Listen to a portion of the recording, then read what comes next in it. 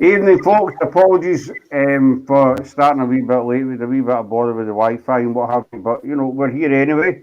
So thanks for coming along. Just say hello to Kirk and Eli, Eddie, Brett. If I've missed anybody out, I can't see any other comments here. Kurt. Sorry, Kirk. You just popped up there. I don't know why my comments have stuck. I think it's going to be one of the nights, But say apologies for us being late, but we're here, and as usual, Sarah's there as well. But our guest tonight is Through a Veil Paranormal, and as you know, tonight's called Ask Veil. So basically, if anybody's got any questions, they like to ask Veil, maybe it's an experience you've had or something you're wanting to know about the paranormal or you're unsure of, any advice, then the lady asked is sitting right here and she's open to all your questions. Hi, North, thanks very much for coming in, buddy. I hope you're all well. So if anybody's got any comments, any questions, just put them in the comments. Eddie there, as always. Eddie's a good guy, yes. He's nuts. He's nuts. He's off his rocker, but he's a good. I mean, he's a good guy, but Eddie's absolutely insane. I think we all off our rocker every once in a while. I think everybody, as I said before, people who aren't into the paranormal think that people who are into the paranormal are just insane. There you go. Yes, I am. Well, we know you are, Eddie, but it's a harmless nuts. Yeah. I think that's the best way to be. But not everybody thinks we're crazy because we go out and do what we do. Eddie's a cool dude. There's Eli. Yes. So if anybody's got any questions for the lady herself, just pop them into the chat, and I'm sure she'll do her best to answer them for you. So what you been up to recently, Veil? I went to a return to a small cemetery during the daytime. Got a little few responses. Of course, I seen some spirits. We had one wisp that was caught on camera. That was pretty interesting. We had a live feed last night that went totally wrong because we were talking about the Bell Witch in my haunted basement. We was having audio difficulties, video difficulties. My camera actually shook by itself for a moment. Yeah. So it's been interesting.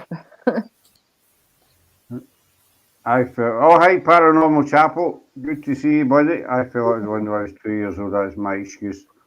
I take it you must have landed on your head. Andy's in as well. There's another nutter. Andy's in as well. He can't even spell my name right.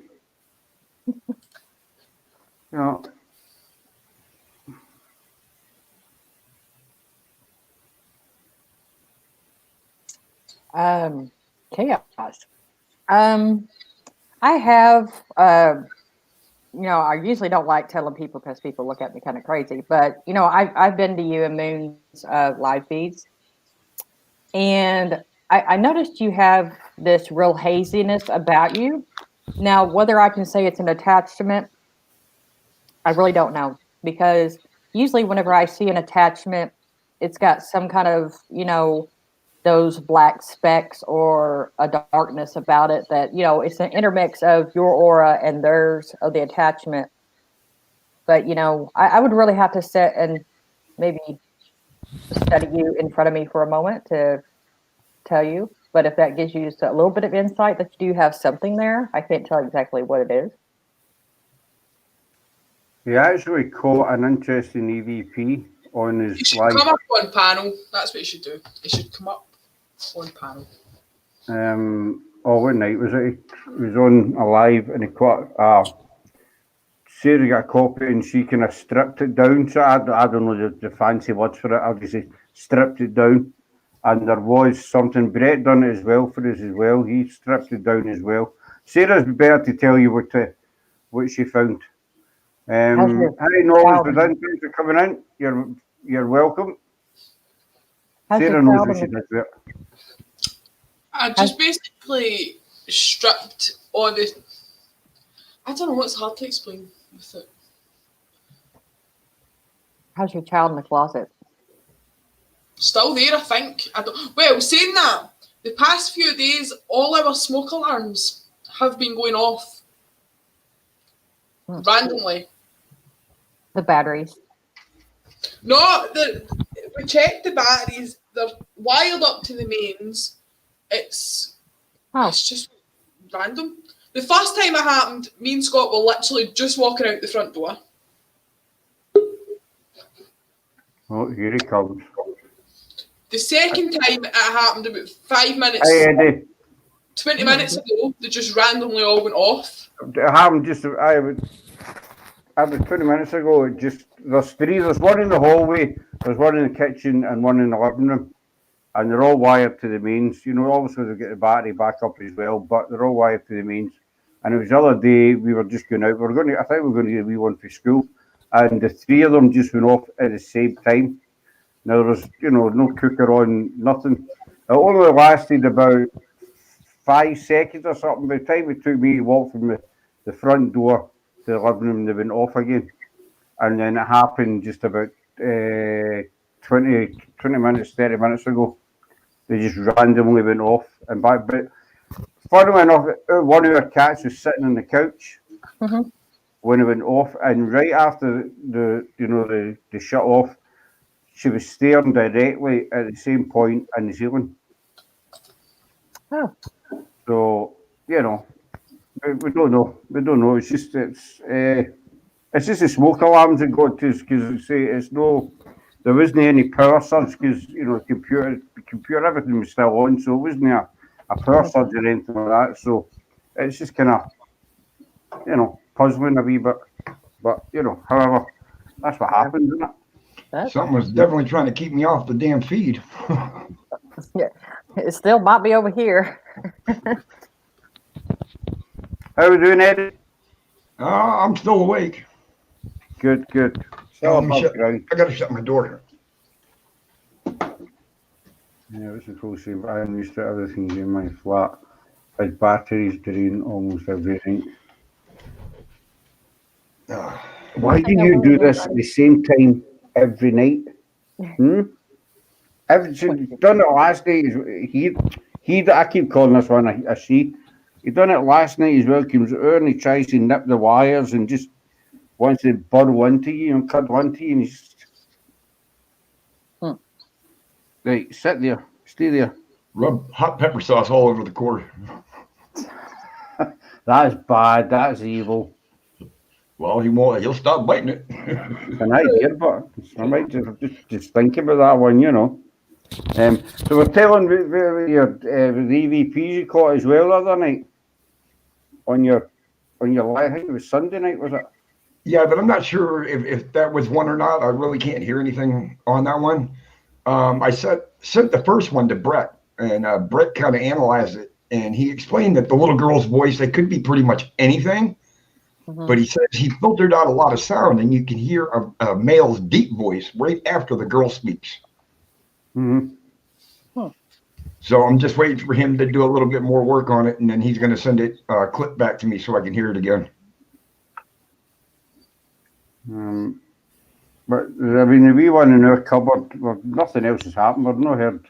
We're going to do another wee investigation, but we've not had a chance yet. To see if the ball, we're going to try the ball on that again with the camera to see if it lights up.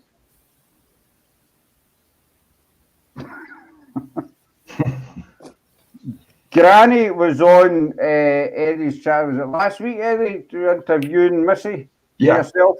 Yeah. So Granny will be back on next week. She's busy. She started water Zumba and she's training for the Granny athletics and stuff, so, and she's learning to drive again, so God help us, but Granny will be back. It's good to know that you miss her and she's well thought of. She's a lovely lady at times. But you don't have to live with her, but that's the only thing when she leaves stuff lying about, you know what I'm saying? Granny Doubtfire. Well, she seems to have made an impression, I think. She does seem to be quite popular, I know she had a lot of fun with Eddie and Missy on that interview. Yeah, I got a nice picture for you. Did you see I've got a nice picture? Yeah. Of You've Granny. got a nice... I made you a picture of Granny. I don't know if I did, actually. Oh,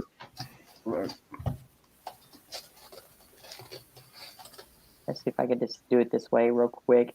While I'm doing this chaos, I just want to say I don't really see an attachment.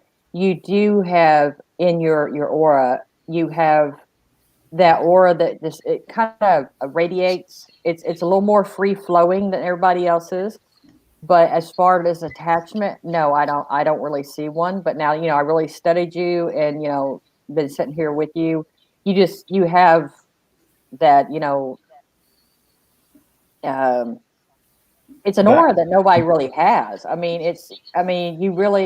People attach to you very easily because it's a little more off of you than everybody else's is. So people connect to you a lot more easier. I don't know if that's a good or a bad thing. It's a good thing, but it also could be, you have to watch, especially with spirits. They could be attached to you very easily because you give off more of a light than everybody else would. So if you're in like a place that has a lot of spirits and, they can see you a lot more because you do have that extra energy about you. That's just what I see. Right. That's pretty good insight, though. I like that. I can send you some photographs of Granny. If I close my door, I don't want to talk to spirit, but they just seem to knock on that door and make noise, so I can not ignore them. Oh, I have one for you.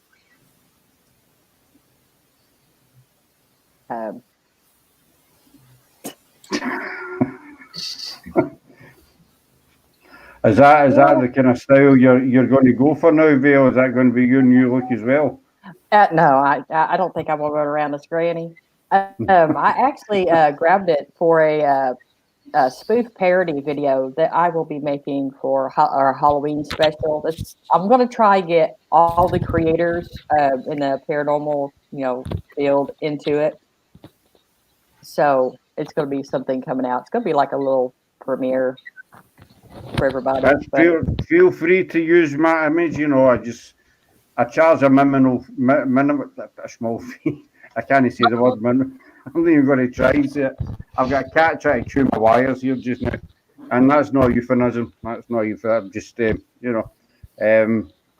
it's quite flattering that you think of Granny to use in your wee thing. Do you know what I mean? So that'll be good. Then everybody will get to know Granny. Vale, when you get a chance, there's that link right there where the real-time EVP was caught. Okay. If you want to go back and listen to it, it's pretty much almost that link right there is almost within a minute of where you'll hear it. Okay. Yeah, I can go take a peek of that. I kind of closed my YouTube out because my internet connection is kind of wonky today. But Granny is super hot. Everybody seems to have the hots for Granny. Andy as well. Granny is much closer to the other side than most of us. Well, she is 93, Andy. You know what I mean? She's 93 years old, so I dare say the Reaper's not far off from her, He's maybe standing at the end of the path or something like that just now. But so I'm glad to see she's been such a hit. But you've always seen more of Granny. She's not kicked her last bucket yet, so to speak. So Nicole was saying about the spirits knocking on. I can close my door. They seem to knock on the door and make noise, so I can not ignore them. So is that quite common, Vale, for that to happen? I think she's froze. Hear that? She's really good at sitting still. We're all having technical issues. Beep, beep, beep, son. Hey, beep, beep. Thanks for coming on, buddy.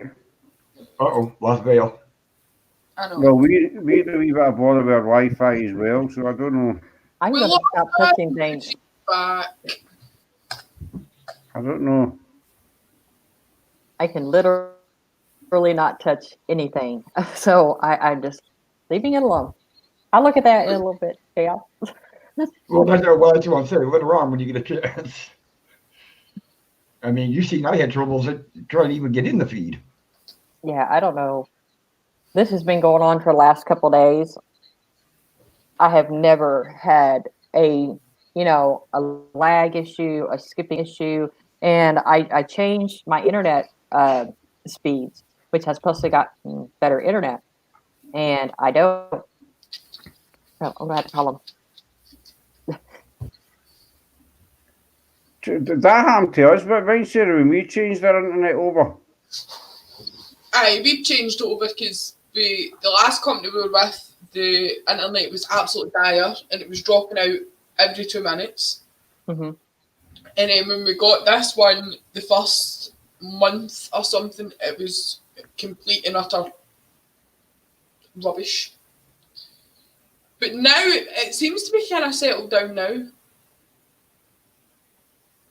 Well, it seems it's just our router's in the bedroom, but if you get into the living room, so if I'm on my phone, it just kind of, it's, it's 50-50 if you're going to get a signal or not. So, it's technology for you, really, isn't it? Technology. So that after that investigation that we done in here, Mm-hmm. Vale, I've not had a chance to speak to you. If you remember, we picked up the name Thomas. Mm-hmm. Came through. Well, we've done a wee bit of digging, history-wise, and it turns out that obviously Kilmarnock used to be a big mining town. I think it was in 18th, 19th century, and about 5 minutes walk from where we live, there used to be a row of cottages, and it was called the Plenty Peaceful, and it was made the what? Peace and Plenty. Peace and Plenty it was called. Sorry, but there was one man in particular. The miners lived in these cottages, and there was one man who was a kind of school teacher to all the young kids, and he kind of looked after this whole area, and his name was Thomas Cunningham. So it might just be coincidental. Who knows? We really don't know. We've tried to get back as far as Sarah was looking through maps. How far back did you go, Sarah? To 1918 or something we went back to. Oh wow. And Sarah will tell you she was the one that was looking at the maps. So our house, where our house sits, according to the old maps, there was nothing on. There was no houses here before. Apart from obviously our house, but other than that, there wasn't any that I can find. So you didn't even get anything on that really odd, weird name? But that actually, Sarah did. Actually, true. We did. When you type in Ezra of Kilmarnock, it brings up the flood pictures from last year. That is weird. Because we get flooded out end of July last year, and we were out of here for about 6 months or something, where they repaired all the houses and what have you. And when Sarah typed 8 months, when Sarah typed in and see that's what came up, the flood pictures from last July came up on the screen. So I really don't understand that one. I really don't get that one at all. To me, the name Ezra sounds like maybe some kind of dark entity or something, kind of thing. But when it brought up the flood pictures, we were kind of, we're lost. And I've not a chance to contact you because we're kind of busy. I meant to message you and just say to you, about it. So we're still no further forward. Yeah, because I don't. That's what I was going to say. But what we did find out was that about a 10-minute drive from us, there was a flood in 1852, and there was a family who had been trapped in their house because of the flood, and how they got out was they knocked through the wall of their bedroom closet into the next door's house. Excuse me, 2 seconds, guys. That's interesting.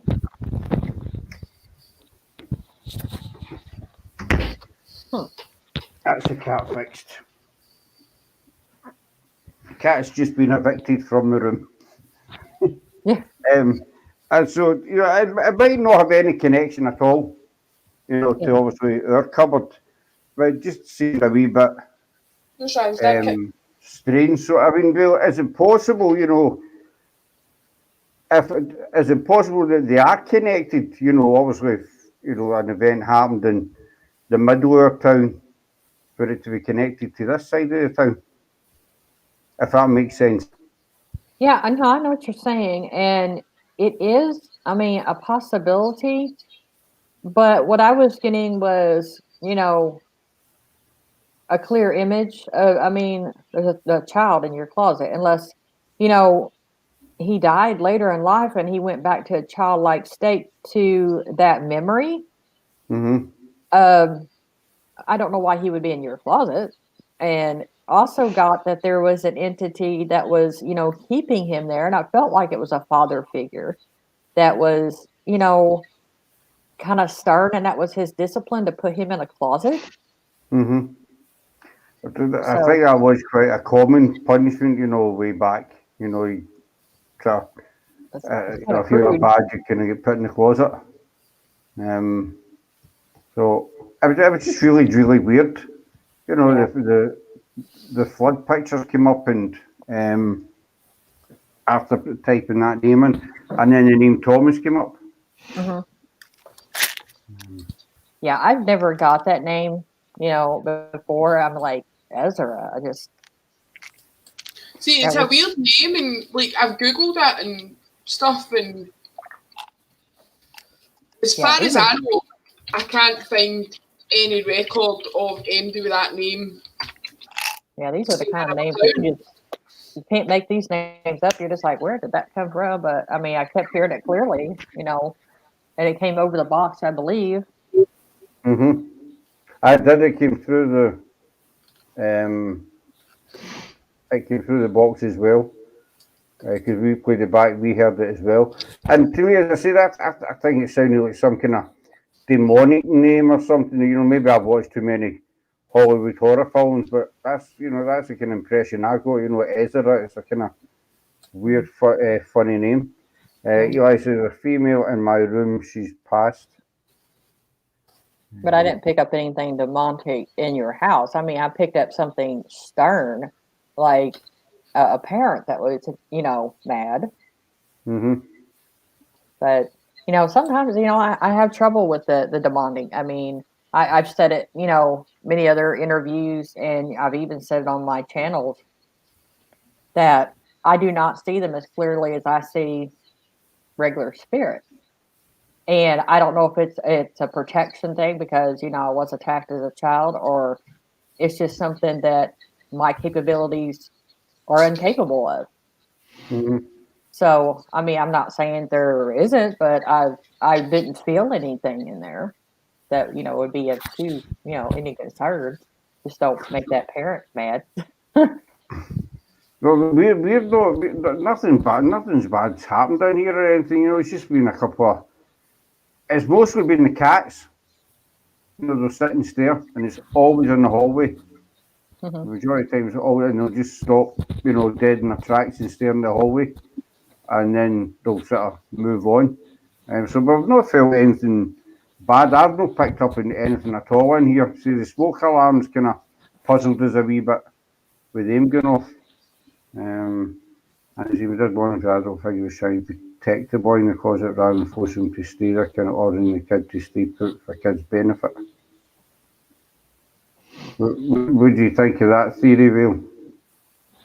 Well, I was kind of going with that, and that is a really good idea, Andy. But whenever he was playing with the ball, and there toward the end when you were cutting it off, I could clearly hear, that he was getting in trouble, and you know, like you said, he might be protecting him, but I feel, he was in there because of a punishment, Mm-hmm. because the Ezra or whatever it was, it said that you're going to stay in there until I see that you've done what you're supposed to do, kind of thing. Well, what we're going to do another live investigation, not this weekend, because we're going out. We're going to the necropolis in Glasgow this weekend. It's a big cemetery in Glasgow. It's a few hundred years old, so we're going to. We were meant to go to a castle over towards Edinburgh way, but the access to it isn't ideal. No, you've got to walk through a forest, so we're giving that a miss, isn't it? We're going to do the necropolis, so maybe hopefully the next following Saturday we'll do a live investigation. If you and Eddie are available to sit in again, that'd be great, and see if we pick up anything similar. You say on a Saturday? Yep. I think I'm investigating on Saturday. I know October 9th I'm going to be heading out of here. So Saturday is the 26th, correct? Yep. Yep. I'm going to be on location. Okay, that's fine. We can set it, we can schedule for another night, really, then. We can organise it, because also we like both of you to be here. If possible, obviously. I'm trying to think. Well, this could take all night. Thanks very much, Eddie. Do you know what I mean? I invite you onto our channel and you're, just showing total disrespect. Just wait till Granny's back in your channel, boy. She is going to go to town. I mean, talk about subs. You can say goodbye to them, Sonny, when she comes back on. Well, what we can do, obviously, if the both of you are okay, we can organise a night when we can all get together. Yeah. And we're going to try the cupboard with the ball, and we'll film it anyway. See if we get it. But to do our, investigation like last week, I think it'd be quite interesting just to see. We might not get anything, Vale and Eddie, yourself. We could get nothing this time. I would turn your light off there in the bedroom, and open the door. Put your grid light set up on inside that door. Maybe even put the ball where you had the ball last time, and use your necrophonics and see what you get just right there. Could do that on. We could actually do that tomorrow night after our live. What have we got tomorrow night? Aye. See, when I'm thinking, I can go into quiet mode for a couple of seconds. It's the only way I can think. I can't multitask. I'm totally hopeless at multitasking. It's probably the same as Eddie is as well. Yeah, we can do it tomorrow night after about 10, half 10 hours time. Right, we'll do that tomorrow night then. So if anybody's in the chat's got any questions for Vale, please do drop them in. There was one from Nicole. I'm trying to find it.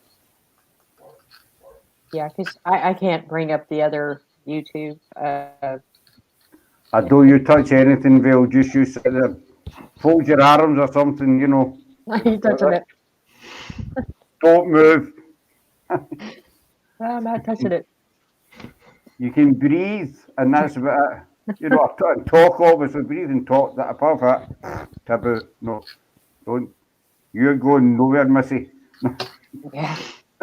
I even noticed in my life last night for the first time, my lips were not moving with the words. I was I like, were wow. at a site. Yeah, I was lagging bad. I think that's really weird when if I watch quite a lot of YouTube stuff with documentaries and what I mean. You watch and it takes you a couple of minutes to click on that. The words are out of sync with the guy's lips moving, what have you. Like Bruce Lee. I don't know. Excuse me, exactly like Bruce Lee.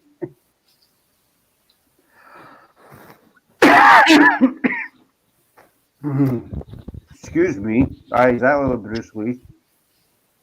Obviously, Nicole, they need your attention for something. If a spirit, and I always tell everybody, it takes a lot. I mean, you don't know how much energy it takes for a spirit to do the smallest of things. So if they're knocking, or if they're doing something to get your attention, it is something that they need, or they are trying to communicate to you for a reason. So by shutting that door, you pretty much just shut the door in their face and I don't want to talk to you.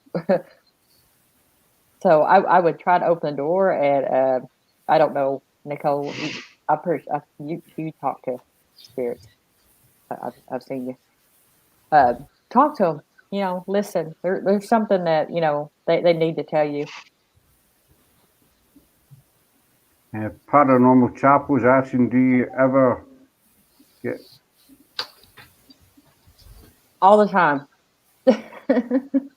I'll be back in 2 seconds. I even have them, during the day. I could close my eyes and, all the images and stuff of, things that are going on. My sleeping patterns are just like I'm awake, because my dreams and stuff are so realistic. And so many spirits are trying to tell me stuff and messages that I'm not gonna be honest. I take medication, so I do pass out and do get sleep, because if not, I'm constantly in that state of awake. So, Vale, what's your take on dreams? I mean, most of the people have them. And, some are really, really vivid. Some you can't remember. I know I've had quite a few dreams, when I woke up and imagined that, that it was real. Mhm. A quick example is my ex-wife and I had a major argument over a dream because I dreamt I'd bought her flowers, and I woke up and I was asking her where the flowers were, and she's like, "What flowers?" And I was adamant, I'd bought her these flowers. I hunted the house, and Mhm. this is like God's truth. Hunted the house for these flowers, and we ended up arguing. And then she says, "Do you not think you were maybe dreaming?" And then the penny dropped. It was just a dream, but oh, what a ding dong we had over these flowers. So, I mean, some people think dreams are, as astral projecting. Other people think it's spirits talking to us. Other people think it's thoughts that are in our subconscious, that are just coming to the forefront because we're sleeping. What's your kind of take on dreams? Yeah, well, there's quite a few, because there's quite a few things that can happen. Um, like what happened to you, for instance. I think that was a cognitive past memory thought that was why you were asleep.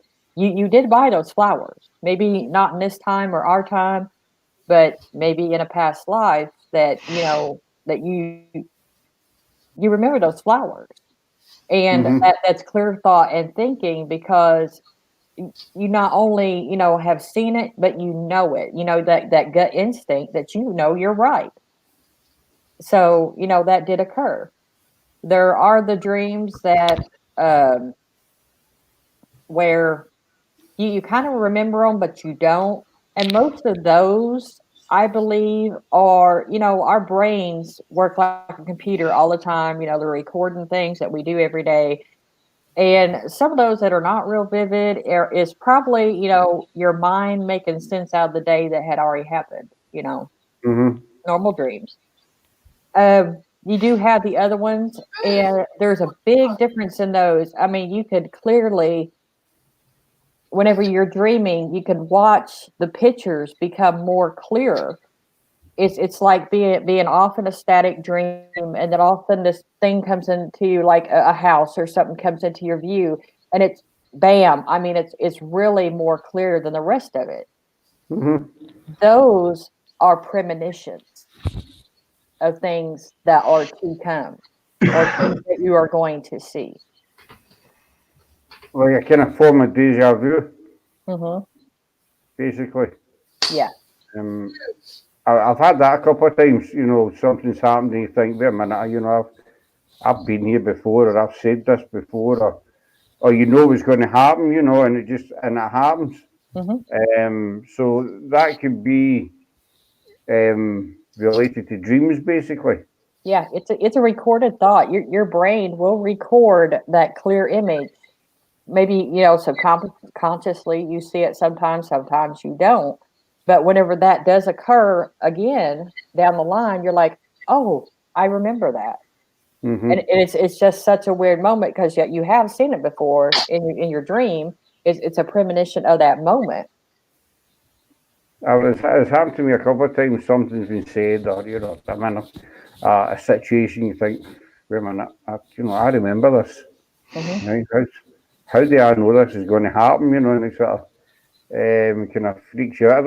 I don't know if anybody else in the chat has any. What about you, Eddie? Have you ever had any really weird dreams that's kind of freaked you out?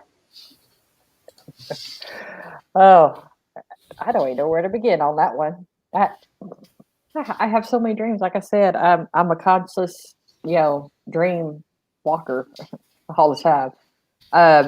I think the weirdest one, and I've had this where you have the reoccurring dreams, and not many people have these, but they are it's a past event, or it's a future event that will occur because it keeps reoccurring. Your mind has already recorded it, so it's going to keep continuing. But the one I have is of the past, and I've always been able to go downstairs in the basement, and each dream, I go up a different floor, but I've never been able to physically get upstairs. I've got real close, and I got to like one of the bedrooms, and I have literally woke up nauseated, sick to my stomach for some reason. And I just, couldn't continue being upstairs. And one night I was having the dream, and I was standing in the doorway of the kitchen. And I looked up, and I watched a woman coming down with kids in tow, and they were singing by candle, with lantern light. And, I woke up like that. And I had a really close friend of mine, and I always told her about, she was always interested. Well, did you dream about the house tonight? Yeah, of course I did, And she's like, oh, before you tell me about your dream, she said, I had one last night. I was like, oh, you did? And she's like, yeah. She said, I dreamed I was in a house. It was a lot like the one you keep telling me about. Now, mind you, I've not told her yet my part of my dream. And she's like, I was walking down these stairs, and I had my kids with me, and there was a really bad storm coming, and I was trying to sing to them and keep them calm and quiet. She said, I looked down at my husband in the kitchen doorway, and he disappeared. Right.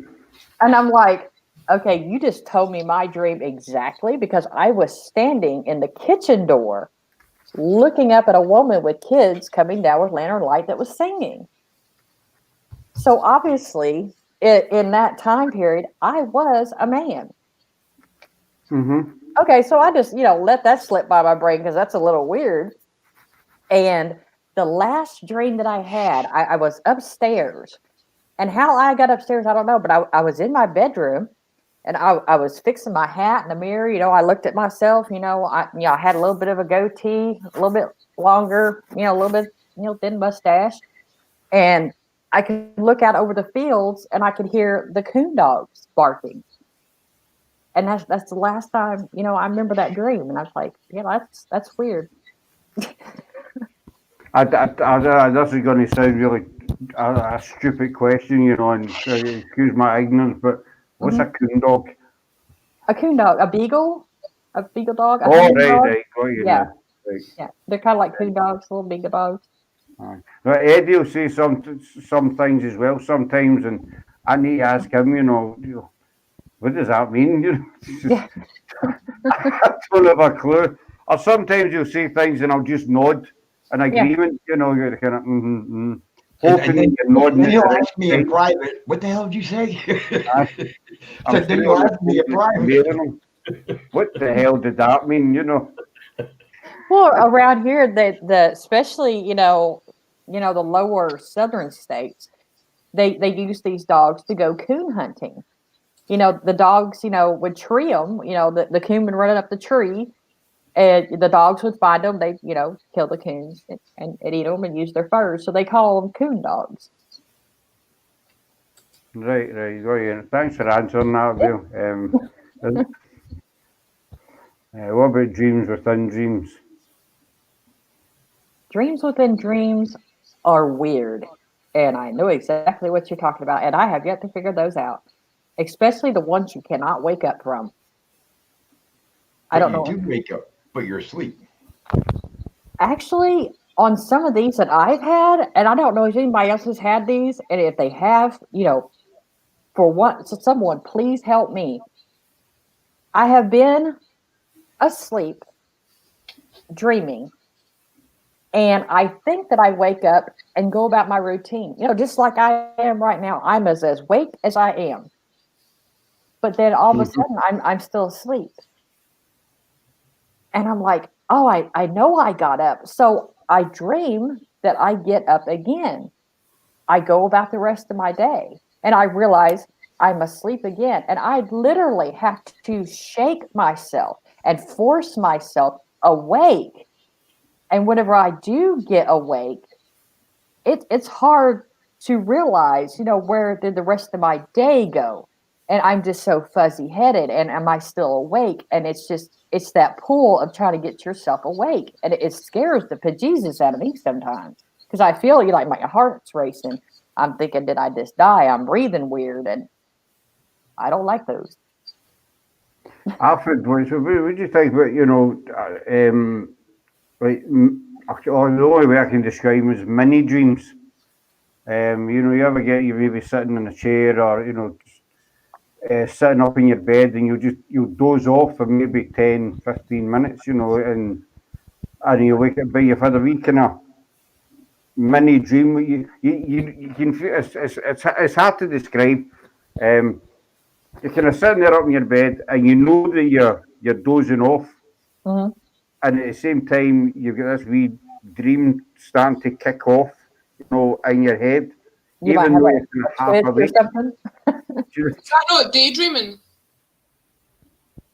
No, daydreaming is when you're wide. Well, this is my interpretations. You're wide awake. Because when I was a kid at school, I used to daydream all the time. That's why I'm so thick these days, because I never learned in school. But I always remember one of my teachers saying to me one day, "Where do you go?" And I was like, "What?" He says, "Where do you go when you're sitting staring out the window?" And so I think daydreaming is you're awake, but your mind just goes totally elsewhere. I think is that right? Am I? Oh no, you're perfectly right. Your subconscious kind of comes to life. Mm-hmm.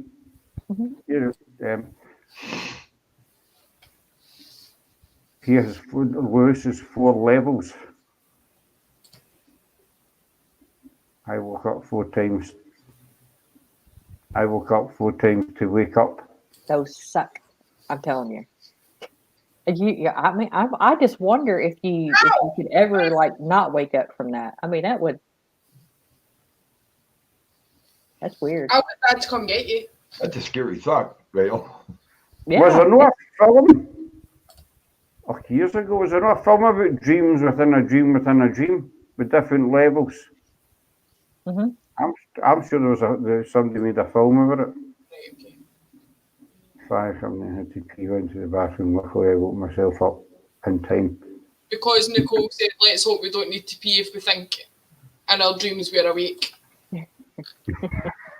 Well, let's hope. Let's hope no. Yeah, right. Pepper, behave. Aye. Working home from school, jarring myself again to the curb. And we'll cover. Right, I understand. I had to read that twice before I understood that. What do you think? I mean, it's often been said, you get the sensation of falling in your sleep. Now, I've heard that it's been said that it's your body's mechanism, a way of warning you that you're getting into too deep a sleep, and it's kind of just when Andy said jarred there, kind of jars you awake. But then there's another theory that says if you die in your sleep, you don't wake up. Yeah, that's not. If you're falling asleep and you hit the bottom, then you die in your sleep. I think that's right. Yeah, I've heard that, and I often wondered, if that's just, a body mechanism. I mean, your brain is always going, so your brain obviously, knows what death is like. So if you hit the bottom, if you're, consciously awake within that dream, then if you die in that dream, is it maybe possible? Yeah, I've heard that too. That if you die in your dream, that you can actually die in real life. Yeah, like the Freddy Krueger effect. That was actually a true story about some Vietnamese that inspired the movie Freddy Krueger, where they had dreams and they died in their sleep, and it was a big national paranormal psychology study still to this day on the Indonesians that died in their sleep. Listen, I used to dream all the time that my family were killing me. So, Sarah? I had the same dream for a month or something, night after night, that every night someone else, like a different person in my family, had killed me a different way. That's right. See, that's a wee while back. I see that. She kept getting bumped off with certain members of her family. Kept getting whacked, as they say in America. I had the same dream night after night after night, but every time it was like I died at the bottom of my dad's stairs, right? But every time it was a different way I died. Like folk were shooting me through the letterbox, or I was getting stuff chucked down the stairs at me. Oh, it was totally weird. It happened for about a month every single night. Would you have anything going on with your family at that time? I mean, were you at Oz or? Sort of, because of Sarah and I's relationship, there was a wee bit of upheaval, shall we say, and in the family. But I was never going into big details. But there was a wee bit of upheaval at the time. It was the same dream, just a different method of getting killed, basically, which I found was really, really bizarre. But when I woke up, it was like I remember sitting telling Scott exactly how it happened, night after night. I could remember every single detail in it. But yeah, the reason I was asking, not only did I get a feeling on that, but our brains are great storytellers. And I seen someone a while ago said that, our brains can, their minds can play tricks on us. So if you felt in a way that, someone was after you, or not so much they're trying to kill you, but if they were after you or something like that, your brain's going to rewrite this story because, you've got it in your mind so much that you automatically precognitively set this idea in there. So that's probably why you dream about it.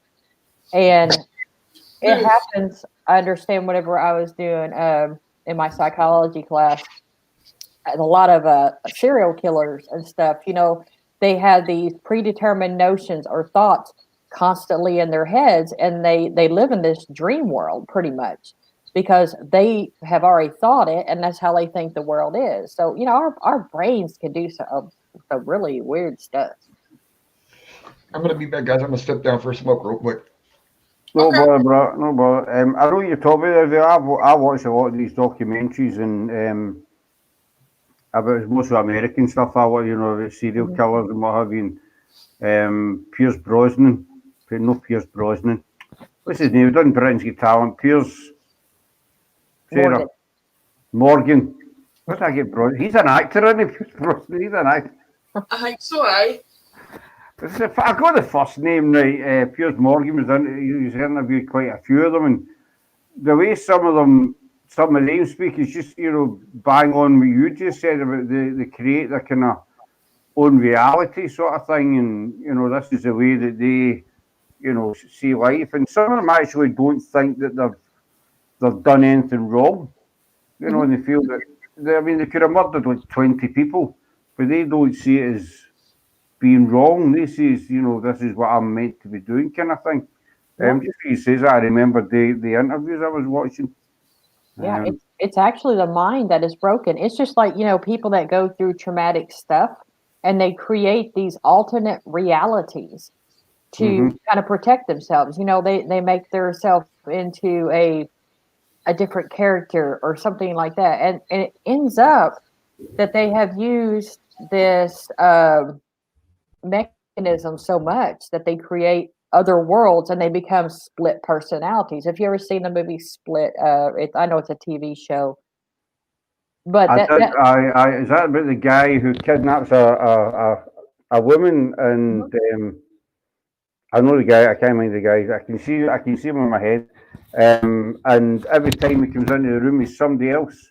Yeah, that was actually based off of a woman that had like 20 different personalities. But the mind is awesomely wonderful, weird, but I watched a thing. It might not be the same kind of thing. It was actually on Jerry Kyle. He had a girl on, and the way her mind works, I don't know if anybody in the chat will remember this. The way her mind would work is she would go to bed. She would a girl body wise and everything. But some mornings she would wake up and believe she was a boy, believe she was a man, and she would, pen a beard on herself and dress as a boy and go out and do daily stuff. And she didn't have any knowledge. This could last for a week, being this guy, and then she could just wake up the next day and be this girl again. And then it could go on for months of being a girl, and then, and sitting listening to her story, it was really remarkable, her story, and I thought, how can how could you live like that, But to this girl, it was entirely normal. yeah, to them they don't know the difference. I mean, it's that reality. I mean, in the broken brain that has created these alternate worlds, and it's happened so much to them that it's sometimes they don't even notice it. Today this is my world. Tomorrow this is my next world. Well, see this. Just sit talking away, and I'm sitting listening, thinking, how could you have a relationship? How could you hold down a job? Kind of thing. If you were employed as Sally, and the next day you became Stephen, basically, how could how would that even work? But this girl, all credit to her. She handled it well, and she was a normal girl, This Chapel asking, innate ability, or was it learned or cultivated? I have an innate ability. I've had it. I've noticed it since I was 5, and it's just always been there. I just it is what it is. I never even tried to put a name to it for the longest time until I noticed well, what does this mean, or why am I doing this? I kind of got curious. As I get older, well, I started looking up, mediums and psychics, and oh wow, well, okay, I do that, and I can do this, and some things are still unexplained that I do, but it's just always been there. Thanks for that, Chapel. Was Andy saying about a dream that he had? He dived into a sea. Couldn't get back to surface in time, decided to breathe. I've looked back and seen my dead body sinking in the water. as in breathe in the sea and get it over with. So he died in his actual dream? I think that might have been a post cognitive thought. Is it post or is it pre? I get those two backwards. A look into one of your past lives. It's very possible. That's the feeling I kind of get on that. Mm-hmm. Just past lives as well. Do you think maybe sometimes, we get away from the subject of dreams, I know, but do you think maybe that's why certain people are drawn to certain locations? Because they were familiar? Oh, most definitely.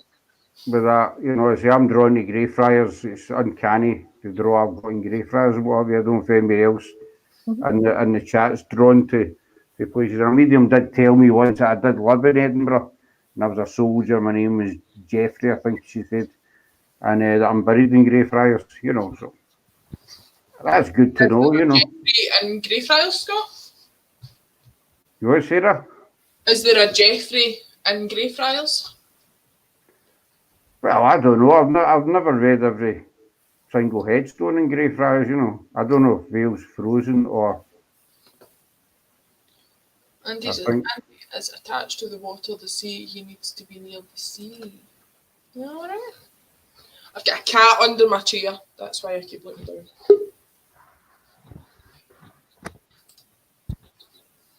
What are you doing? What? You're really having no luck with that connection, are you?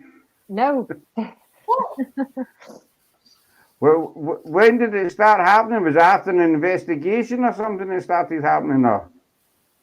I tried to speed up my provider. I actually bought an extra, business package, and they sent me a new modem and all that. And ever since I installed the new modem, I've had issues. Sarah, we done that with BT. We not buy an extra package or something meant to make it super fast. I would went for just standard fibre broadband to I think it was super fast fibre optic plus whatever it was, and it was even worse than the standard. Yeah, I'm going to be making a phone call because I cannot conduct this way. This is ridiculous. As especially if you what you do for a living, and everything depends on the internet. It's just you need a reliable internet. Even like doing lives. We done a show. We'd knock Ghost on Monday night, was it? Monday night, Tuesday morning. Tuesday, well, it was 2 a.m. our time, 9 p.m. there in Canada, and was sitting in my internet when it died on the laptop. And you think, what the hell's going on? So like I say that you need it for that as well. Everybody needs their internet. Our daughter goes nuts if she's 4. She goes nuts if the Wi-Fi goes down. She'll come in. Mine does that. I know she's 29, but she has the mentality of being like 15. But that internet goes down, and it's an automatically freak out. Oh my God, life is over. And I'm just like, don't guess that's going to happen tonight. Exactly, that's it. You hit on the head, if you're not, and young ones, you see you think you're 15, and it's the light's over if they don't get Wi-Fi. I was like, I find something else to do. I mean, when we were younger, we didn't even have it. We didn't even have a computer when we were younger. You were kicked outside to play. That was it.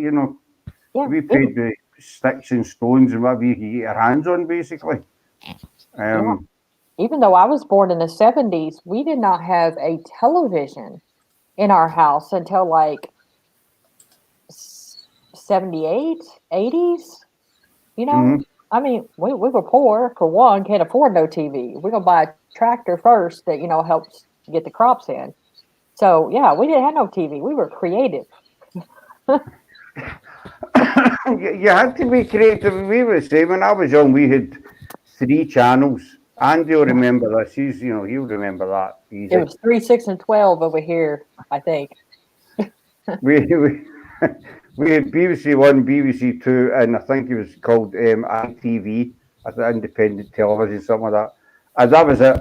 You got three channels, and and me and my brother spent most of the time outside. Apart from after school, you came home from school, and you always had one program you always watched, and then it was kicked outside. And then we got a channel 4 came on. We got a fourth channel, and we were spoiled. With four channels. I see, and then Channel 5 came, and it was like Christmas, and but Wi-Fi, computers, and everything. Well, none of that. I remember I was a Confederate colonel and got shot in the middle of my forehead.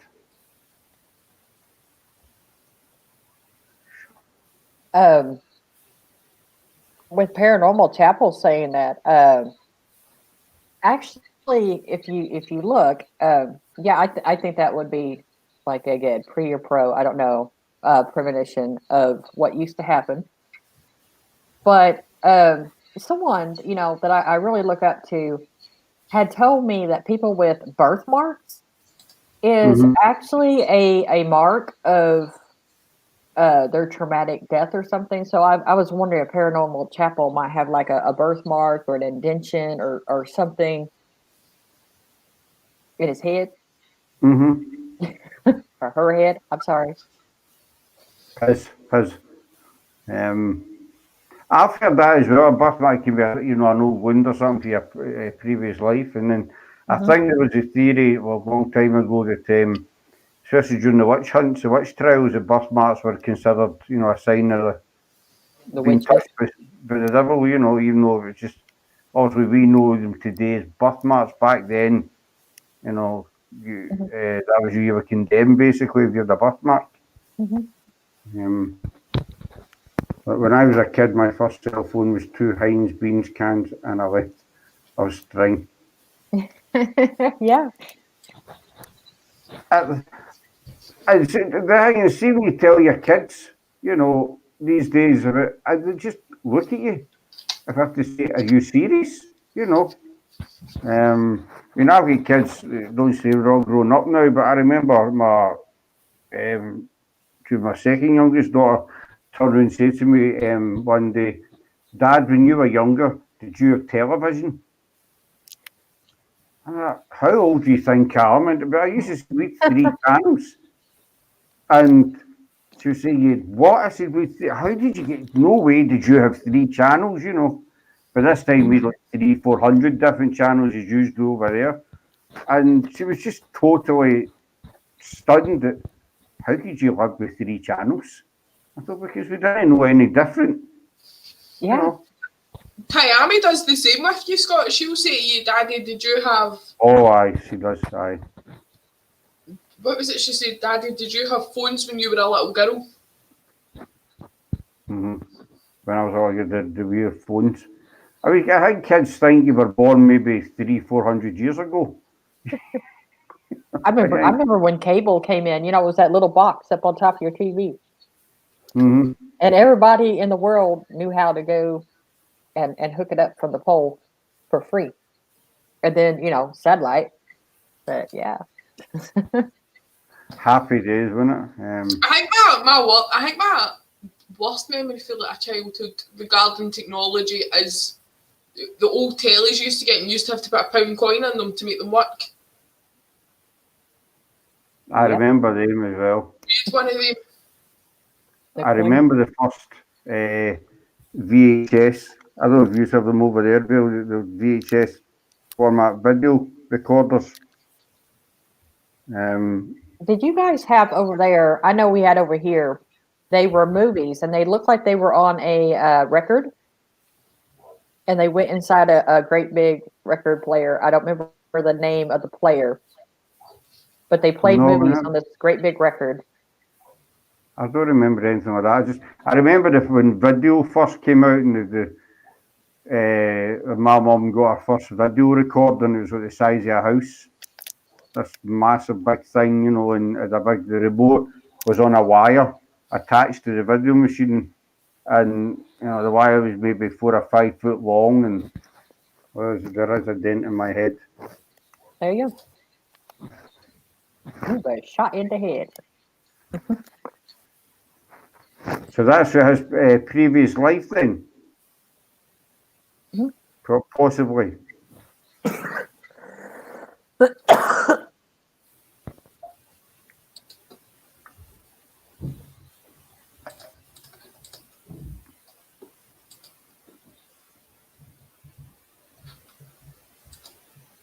I suppose it's possible. Sorry about that. You all right? You still with us? Yeah. The chocolate makes me cough. I don't know why. And my eyes watered. But yeah, it's somebody that I've known for years, and God, I'm still choking up here. I'll be okay, guys. Just don't pass away on your life. You just, No, I'm still alive. But they do a lot of study into like past lives and stuff like that, and the proof that they have given to me, and I really wish I could get them up on channel, but they won't do it. Like the birthmarks and stuff like that. I was just fascinated with, and I've proved it time and time again. Or I've heard like that right there. Oh, I do have a forehead, so that's just another one on the list. Scott's first job was playing the piano. I was actually an usher, Andy, at the cinema. It's great how people come onto your life and they just give you abuse. It's wonderful. It's great, isn't it? You just get nothing but abuse at them. There's Brett saying a laser disc. Is that not a CD? What's that? A laser disc? Vale was saying about movies used to get over there on a kind of vinyl. Yeah, it was on a vinyl record of movies. Yeah, that's not a CD. No. Right, I don't remember the name of them, and I can't course Google anything. I touch anything, and it goes haywire. I know what you're talking about, and I can't think of the name of it either.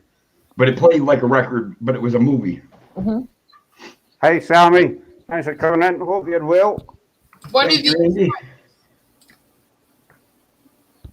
I'll be back in a minute. I just spilled juice all over the carpet. No. Back in a minute, folks. Oh, no.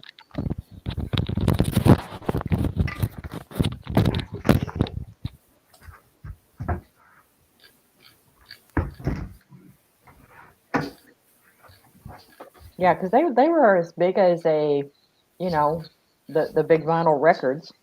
Yeah. And they went in a big machine. We had one, and I can't remember the name of them. Because we had Dune and... Yeah, that's what they looked like. They were that big. Yeah. There goes his alarms again. It's really annoying. Have you checked the batteries? See, that's what we were saying. It's hooked up to the mains. Oh, so it's a direct feed. And if it was It just happened again. the actual, I know I have to ears. If it was the actual battery, it would just beep beep beep all the time. I think the system needs reset. You'll need to click the reset button on that thing. Oddly enough, mine done that this morning. There should be. The wee box thing should have a test reset. I don't know. It's a new system. Before we get flooded, it was a case of a wee thing in the ceiling. You popped a brush up to it and it turned it off. Oh, these are way before floppy disk, Nicole. And it seemed like it's when he's passed it past few times is when it started going off. See, there's no smoke alarm in our room. There's one there. There's one in the... Hi, Sammy. And there's one in the hall. But it's a weird looking thing.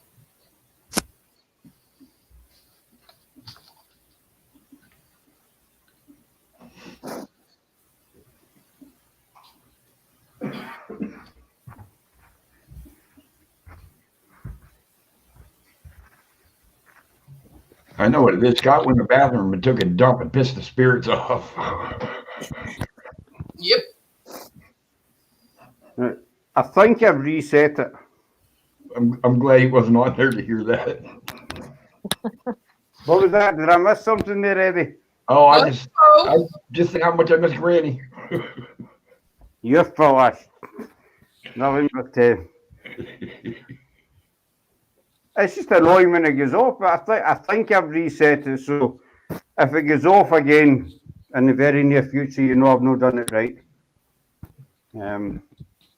No idea what the hell's up there. Oh, there's Nicole. Because you're smoking hot, Sarah. thank you, Nicole. That's. What about Nicole on panel, Nicole?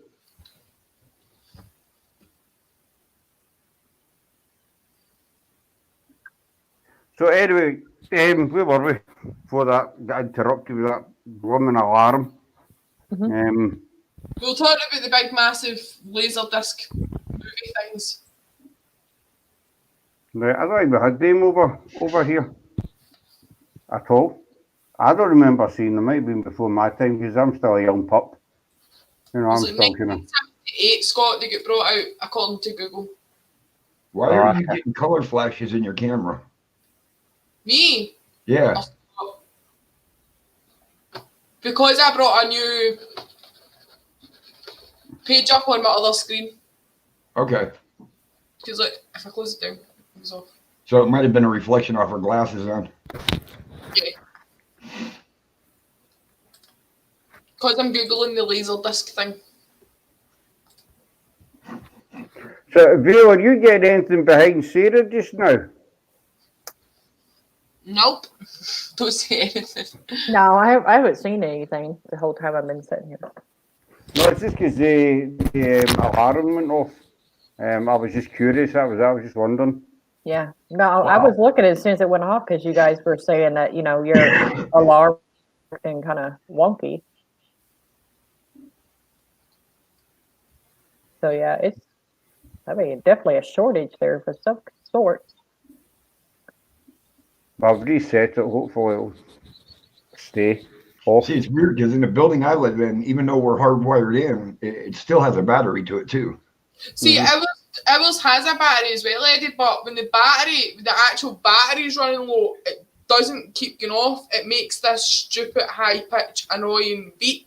Chirp, chirp. Yeah, a chirp. And it drives you insane. Yeah. Oh, you ain't got far to go though, do you, Scott?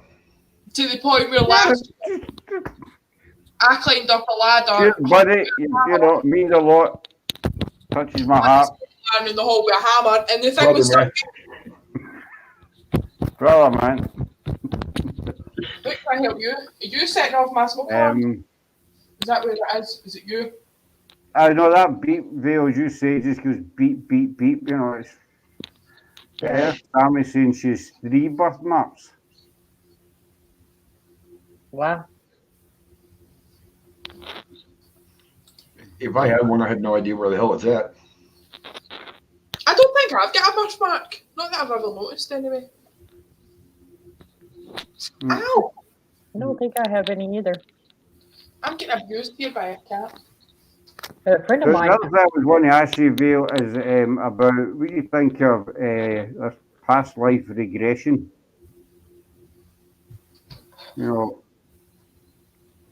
If somebody thinks of a past life, and I've heard that a lot of people try that.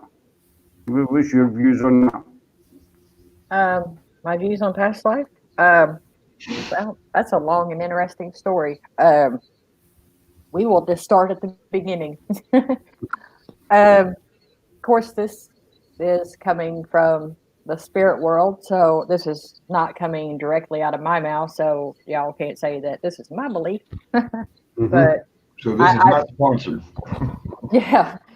But this was told to me, and because I asked a question to a spirit one time. I said, well, I've always been curious. Where do we go? What happens? And they actually sat down with me, and they told me that they had gotten lost because it did not happen how they were taught that it happened. Boom, you die. We're going to the pearly gates. No, it don't happen that way. Apparently, whenever you die, the lights go out, and it's like wandering in the dark. And if you have the notion of what your spirit is supposed to do, it's supposed to be kind of light, and you're supposed to rise up, which is that spiritual reference. I mean, you are to rise. But whenever you do, there is a collective up there, which is a river of life. It's another spiritual reference. And in this river are all these souls that are, again, they're supposed to be this guy that's there, and he reforms people out of the riverbanks of the river, and he will gather up a soul and send it back. That's his job. He's the river master, good Lordy have mighty, or whatever he is. I don't know what they call him, but someone had to have that experience to make that reference. So yeah, past life. Whenever you're soul, you're not lost, and you get to where the happy place you're going, and you are reborn. Another reference.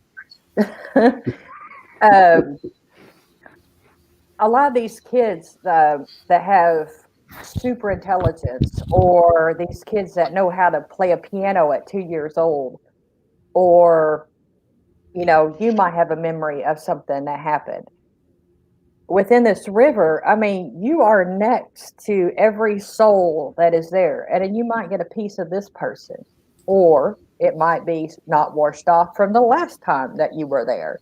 So you have this extension of life, or these lives that you keep living.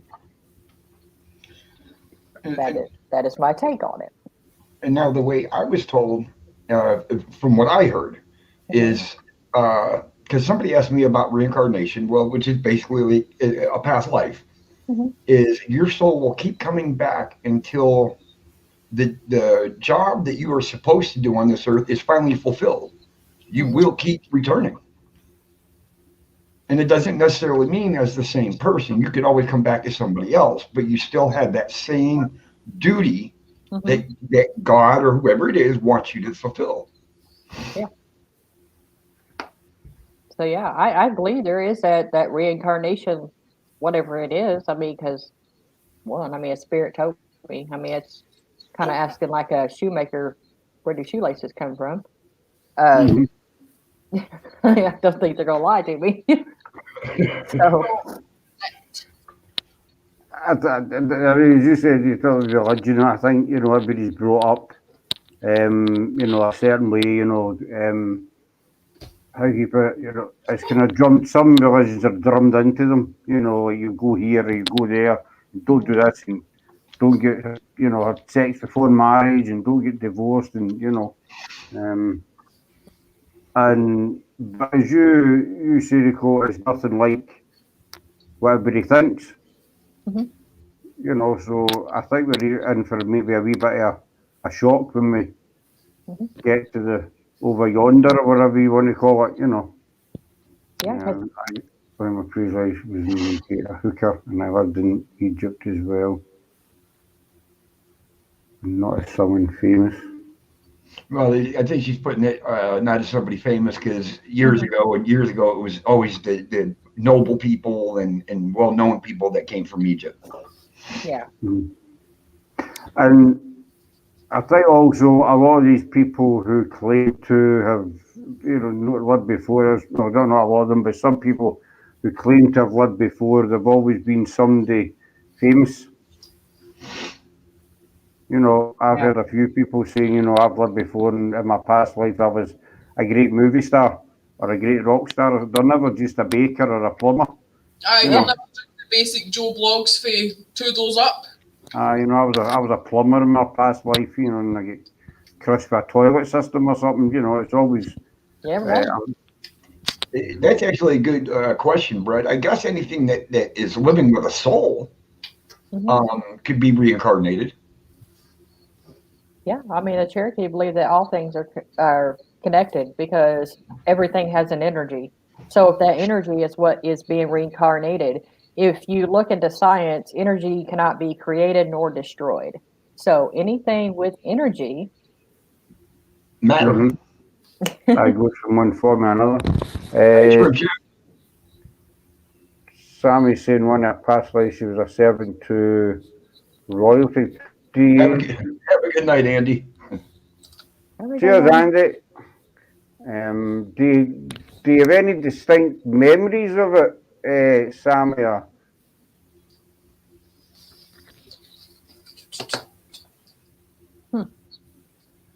Not yet. I don't know if I'd be scared or happy.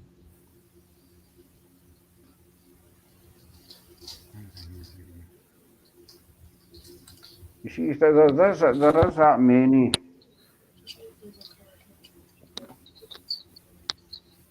Oh, karma. I believe in karma. I wait for the karma bus to roll in a lot.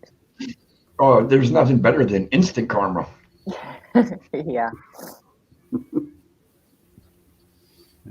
I like Bill's picture. Oh, thank you. Hey, Shrimp Shack, how you doing, buddy? I'm trying to look at your picture on the wall now. Yeah. Eli, I'll look at that when we're done.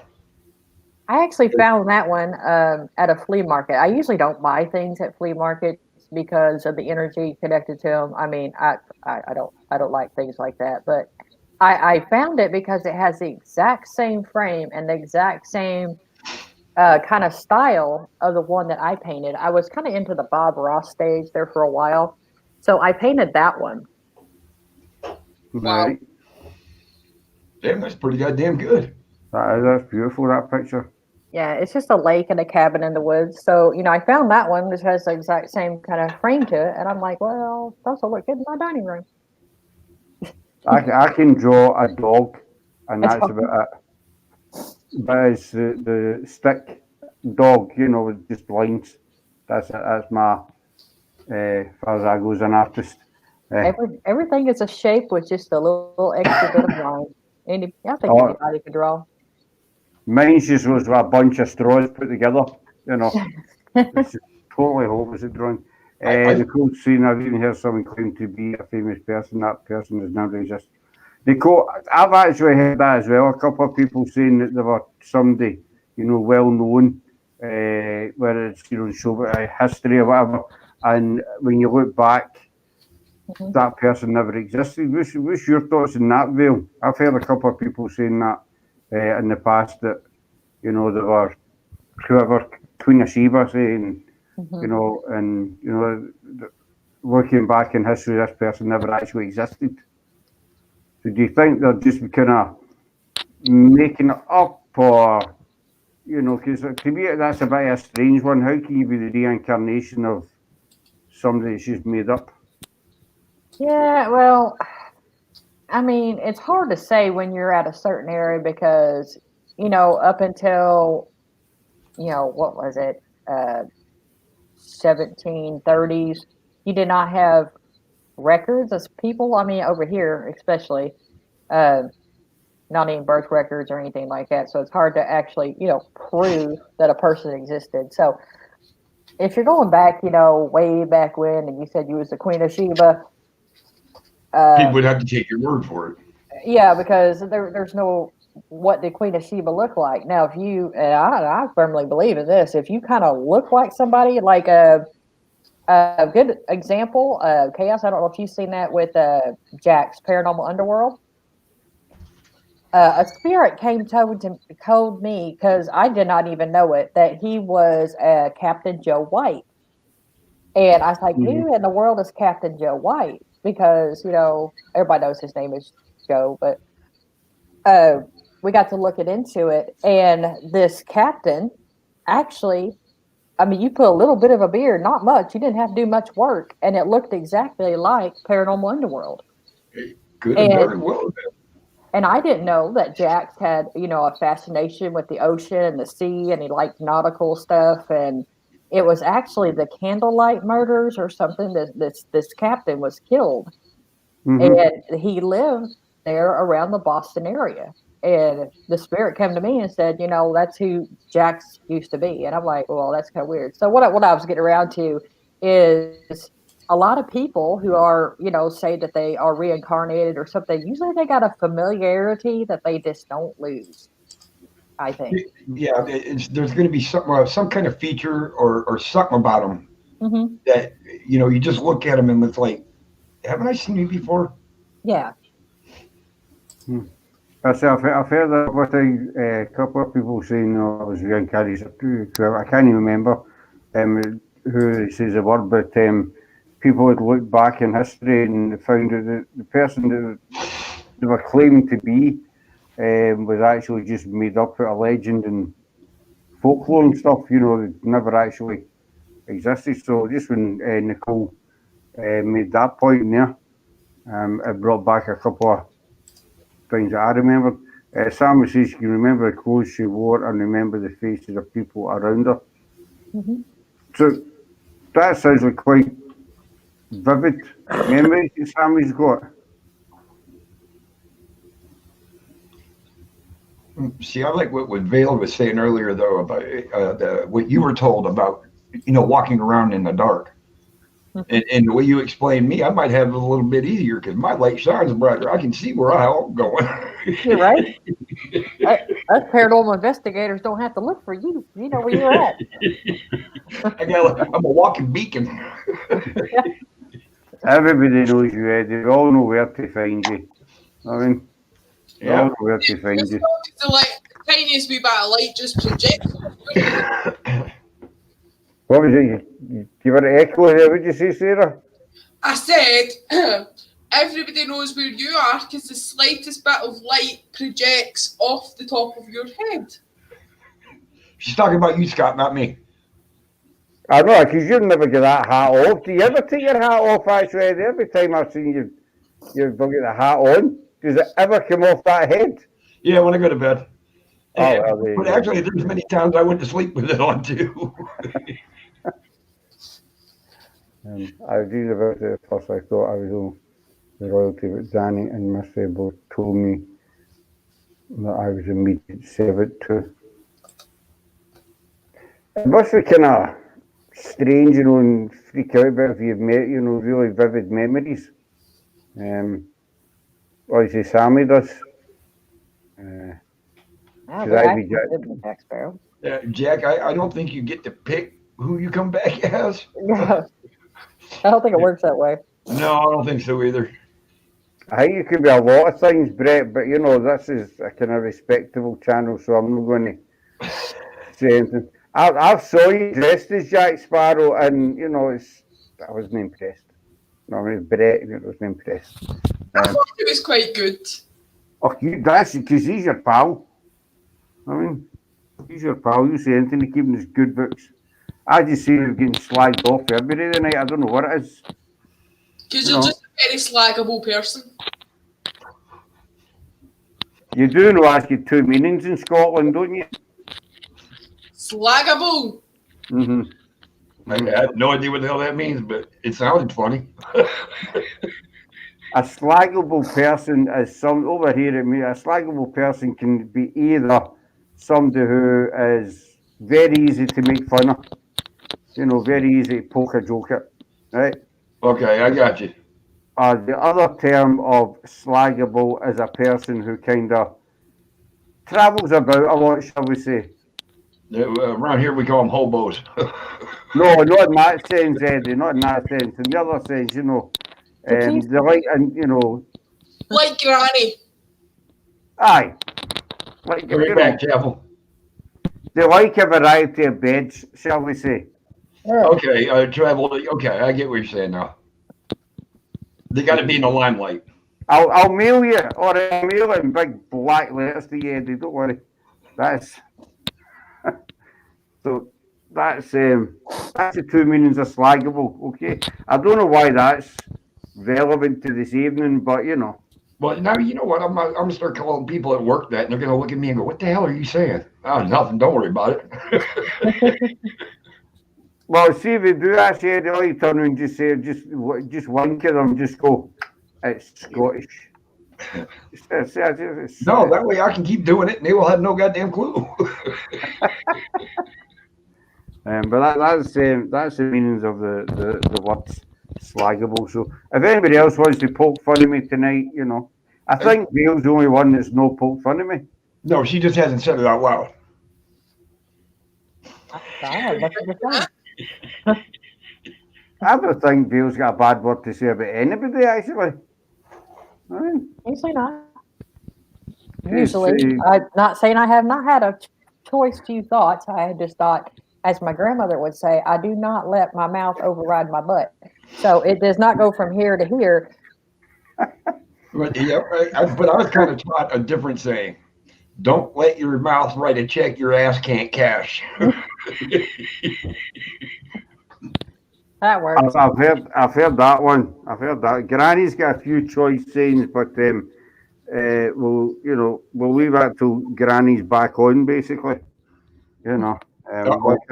Is we one up? Because Sarah turned around and looked at the door, and then she went blank. Sarah, yeah. Did that instant kick in or what? I'll be back in 2 minutes, folks. Excuse me. Oh, beep, beep. I love you too, buddy. Love you too. Dude, we'll see you in about 10 seconds on the other camera. Oh, right. Oh, you're tired.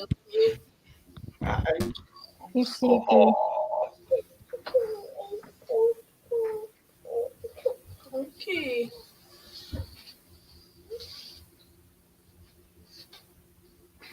Can't find a bottle of water. Hey, Walkie, come over here and get me. Good night. Bye-bye. All those girls are cute. She's a little doll, a little orphan Annie right there. Yeah, adorable. Oh, she couldn't pick her bottle of water. I remember Scott telling me one time, he says it doesn't matter how much they straighten her hair out, as soon as it starts to dry, it just curls right up. Oh, honestly, like the first 2 weeks of school, she would put baubles in, so she would look lovely. But now she's just no having it. She wants to go to school with crazy hair. Yeah, I mean, people love to have those curls, especially me. I mean, I got that Native American straight. I mean, it don't do nothing but hang there. I would love to have something. My hair's curly, but not as curly as hers. Mine's only curling up right now because it's getting back to a certain length because I haven't been able to get a haircut. See, mine's just kind of curly, but not as curly as hers. Yours isn't even as close to as curly as hers. Oh, hers is wild. Like, when you wet it, you can wet it and put conditioner and all that in it, and it'll sit in tiny, tiny, wee, tight ringlets. But then, as soon as it starts to dry, you see the tight ringlets getting looser and looser, and then it just goes crazy. Scott, pick up your damn feet when you walk. Oh, Scott shuffles. It annoys me. Oh God. Being in the military, it's like, that's the most annoying sound in the world when I'm walking with somebody. Pick your damn feet up when you walk. It's my slippers. You shuffle in shoes as well. You're a shuffler.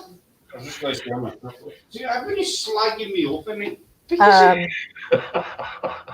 My email is through the paranormal. Here, I'll put it on my name tag here at Gmail. It's our business email.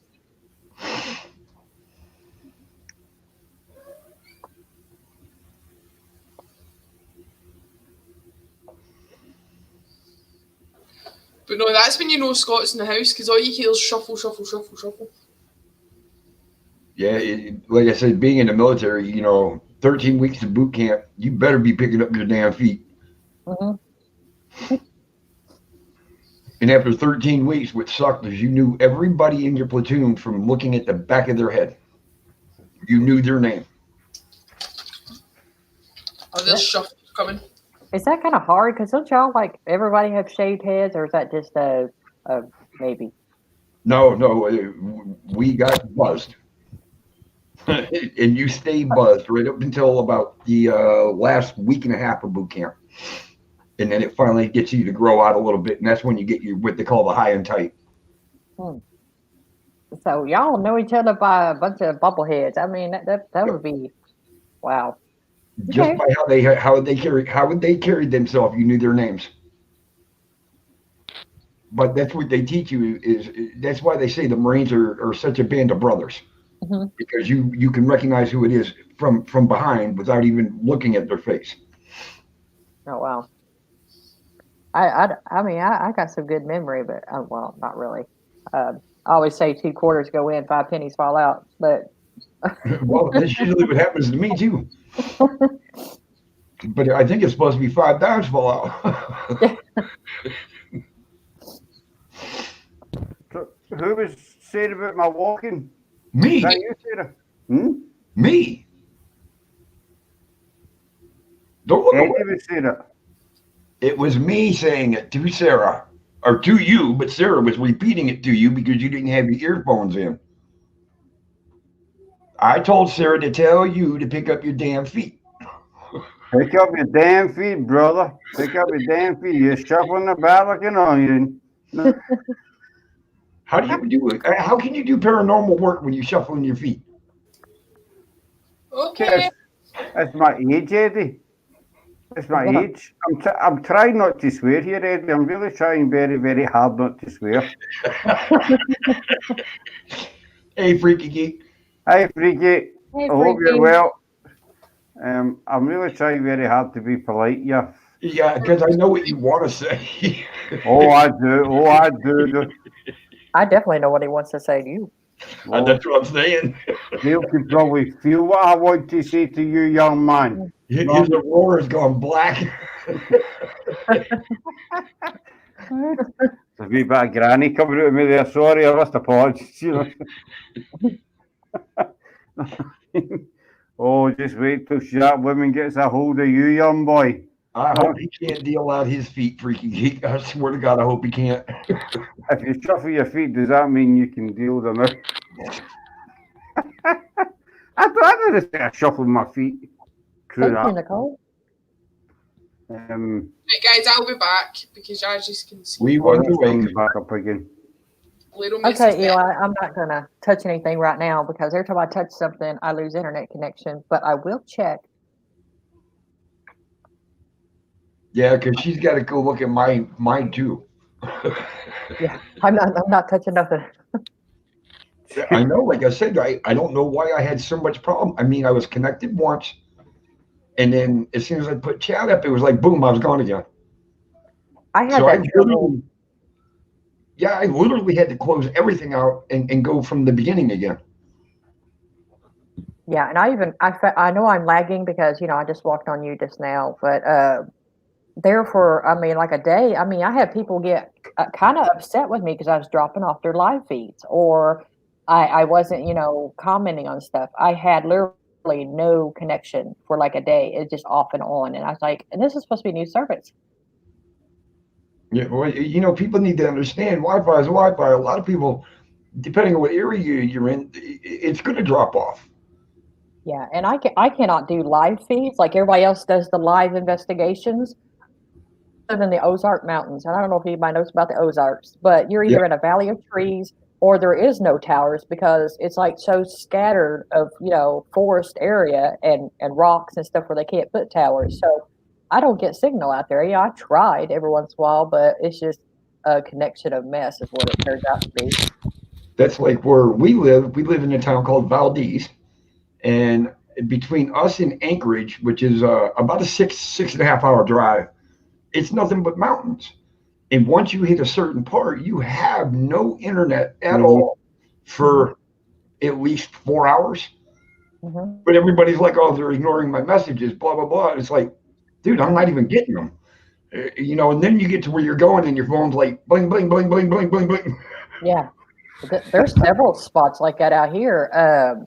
I've lived in a town where you literally, and this is no joke, I had to stand on the roof of my truck, not a car, on a truck, and it was a big, V8 Dodge Ram. Oh, and God, yeah. I had to stand on it like the Statue of Liberty just to get a signal and put it on speakerphone so I could speak to someone. That's insane. That's really. I used to, when I drove the trucks, I used to stay in a hotel up north near Perth. It's Pitlochry. It's in the middle of nowhere, but I stayed in the same hotel every week and always get the same room because I was there every single week and had a double bed. And to get a signal, you had to lie on the right hand side of the bed. Mhm. If you lay on the left hand side, you get no signal. Well, that's like the hotel we live And in. insane, you know. And, Sing? and what? You said sing? Insane. Oh, I thought you said and sing. I'm like, what the hell is singing gonna have to do with your internet? Nothing. What planet are you on? This is insane. So if you were lying in the bed, you have to make sure if you were in a call with somebody, It's insane. Yes, I get it now. you didn't move to the right hand side of the bed because as soon as you shifted a wee bit to the left, they were gone. You know, and it was nuts. I mean, We live like in an efficiency apartment in the hotel. And this year we got pretty lucky because of the COVID. We didn't have all the groups and everything come this year because there was a travel ban. But when they're here, everybody seems to have a laptop, an iPad, a cell phone, and they all connect. Everybody here wants to connect to the internet at one time. So it's like you be on the internet for 30 seconds, get booted off. Get back on, be on for 10 seconds, get booted off. It's like, well, this sucks. Yeah, that happens here because we live in a historical. Well, they have reenactments and stuff like that all the time, but they have different stuff that goes on during the season. And whenever people come in to visit and they tour the homes and everything, everybody's got their phones and laptops, so they overload the towers around here. So even people in their homes, we lose everything. I thought it was How far away is our closest tower? right hand side of the bed to sign. Sign to get no freaky. You to sit in the right hand bed just to get a signal. Yeah, it's going by. I thought there was one like thousands of miles away that we pinged off of. No, but we only have one tower here. Well, that's true. Yeah, our town only has one tower. That's it. Yeah. Sure. And this time of year, it's cool because there's only about 1,500 people that live here. But now when season rolls around, we get up to about 10,000 people that are here. So the Wi-Fi gets pretty sketchy. It's just when you were saying Vale about overloading the towers. When all started, when everything started over here, I think it was the first couple of weeks there, the internet was just absolutely diabolical because everybody was stuck in their homes. And because the amount of people that was like working for homes and stuff, the full of our area was like there was statuses up on Facebook every 2 minutes. Is such and such a network down, or is there a problem? And then it ended up that they put a thing on the Scottish news to say that basically that because everybody was using the Wi-Fi at the same time, it was just gubbing it basically, and gubbing it. Gubbing it. It's bad as you saying insane. I thought you said sing.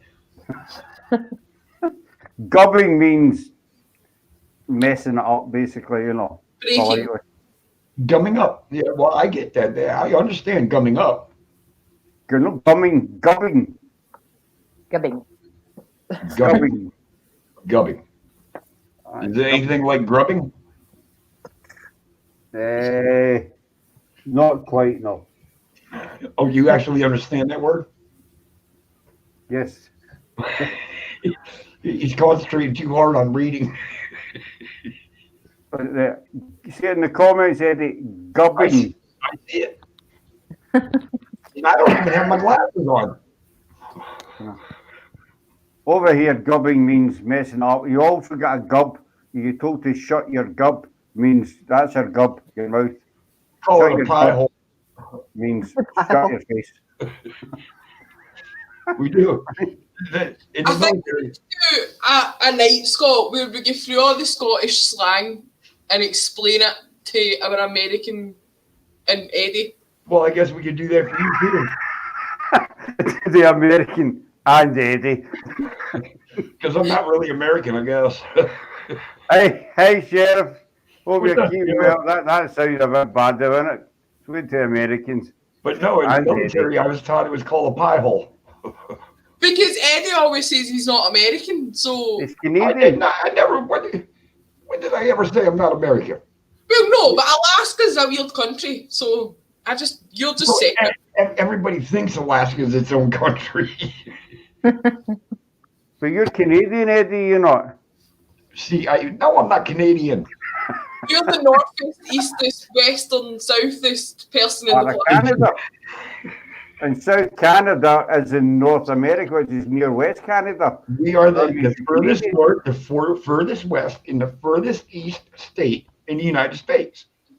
Bill, we were on one of Missy's lives last week, and you tried to show him a map, and he still can't figure it out. And Missy says they were the most northern, eastern, western part of Alaska, and it just totally confused me. No, not part of Alaska. We're talking about all of Alaska, not just the part we're in. And I forgot what I was saying, and I was just, and she put up a map, and she was pointing to, the map, and I was lost. You know what I mean?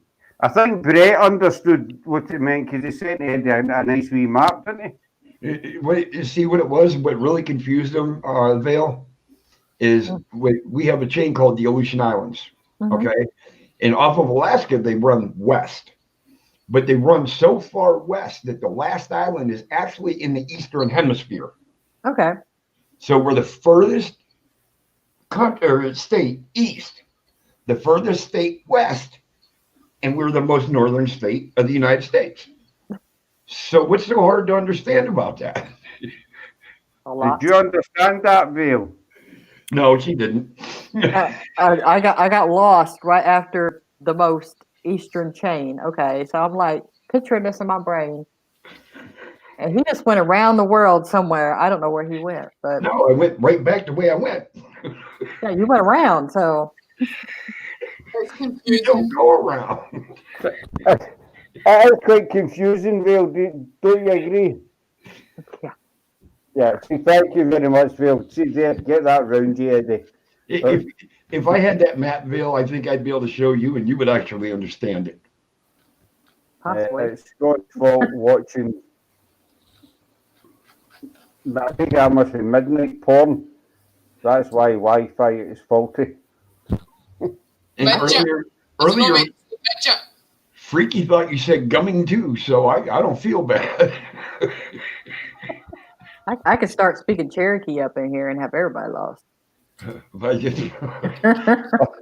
I'm lost when he speaks. A lot of times I just smile and nod my head and agree with him. I'll catch a word or two and fill in the rest. Paranormal Chapel saying he's not me. No, you haven't, Paranormal Chapel, and I'm very appreciate that very much. Brother, same as Vale as well for not making fun of me. I think everybody else has had a wee throat spears tonight at me for what not. You know what, Scott? If I didn't pick fun at you, you'd think I hated you. Aye, well, that's true, I suppose. This is how I feel you love me, because all you do is put me down. I don't put you down. I'm trying to find the map that we were on about that's confusing, but I can't find it. I'm not trying to make everybody busy here. I gotta do something real quick. I feel like I'm on a tilt-a-whirl. Woo! Getting a tour of Vale's house. Is the house? Well, that's the dining room anyway. This is the fast tour.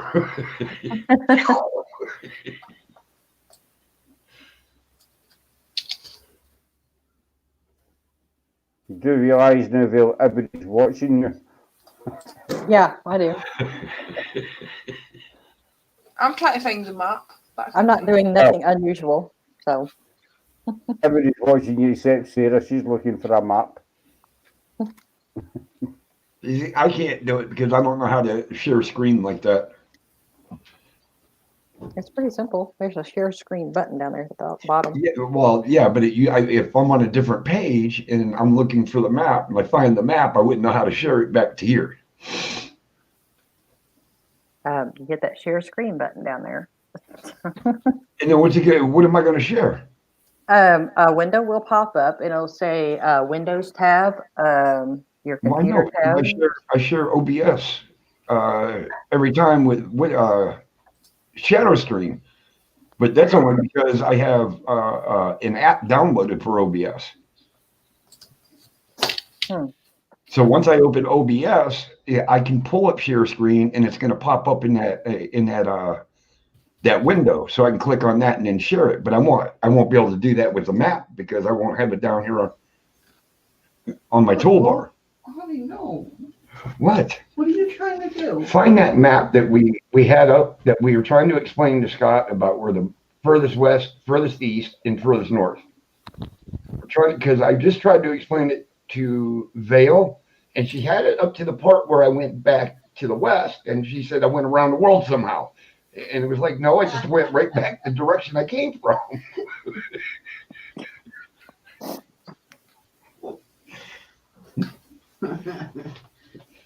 Have you found the map, Sarah? I found several maps, but not the map that I want. Shadows is looking it up right now. But yeah, it's really, like I said, Vale, if you look at the map and I explain it as it goes, I think you would understand what I'm talking about. Because where the southern and eastern hemisphere split, our islands run and it crosses into the eastern hemisphere or the western hemisphere. And we cover both sides of the hemisphere. So we're furthest east, furthest west, and then we're furthest north. Because there's no other state above us. And Vale's still looking at me like,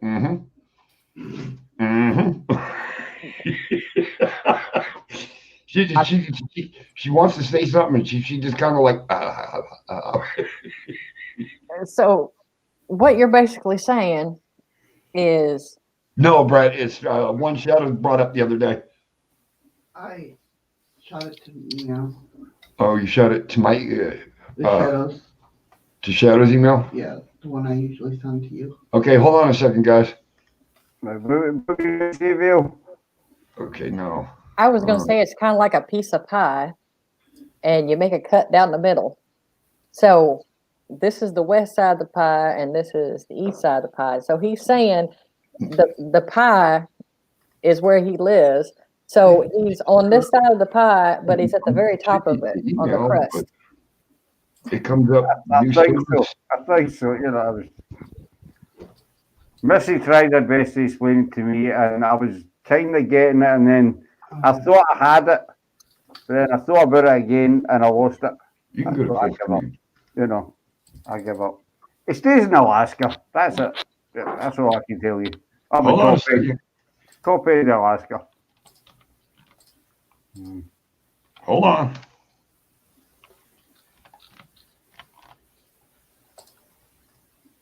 Shit. No, not that. Alaska Park? No, I seen the one you wanted to click on. Yeah. Right there. Yeah. She's got it handled. Okay, miss. Not that. I found it, I just can't get it zoomed in now. See, these people are no good with computers. Unbelievable. Sucks being a guy, don't it? All right, now I can All right, now, hold on, guys. I'm coming back. I think. I'm almost there. All right. You never left? That's what I was saying. Never left. No, I said hold on a minute. Right, you're coming back. You never went anywhere.